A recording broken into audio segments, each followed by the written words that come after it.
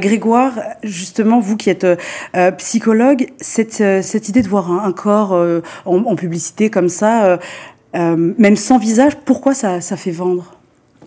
Parce que, on va dire, les techniques de marketing ont utilisé, on va dire, des bases de psychologie et vont s'appuyer là-dessus pour pouvoir justement mettre en valeur soit un corps, une partie d'un corps, les couleurs, il y a quand même la lumière. Effectivement, il y a plein de choses qui vont entrer en jeu et on va, j'irais, déterminer un certain nombre de critères qui permettent finalement de pouvoir accélérer, l'attention des téléspectateurs pour pouvoir ensuite soit acheter le produit ou en tout cas être séduit par ce qu'ils vont voir. Oui.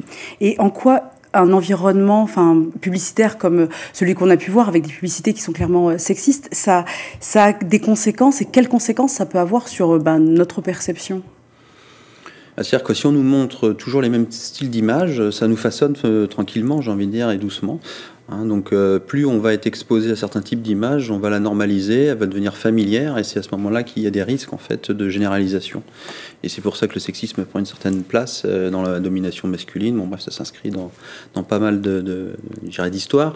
Et petite anecdote, c'est 1905, la première pub d'une femme. Donc ça remonte à plus de 100 ans, presque 120 ans maintenant.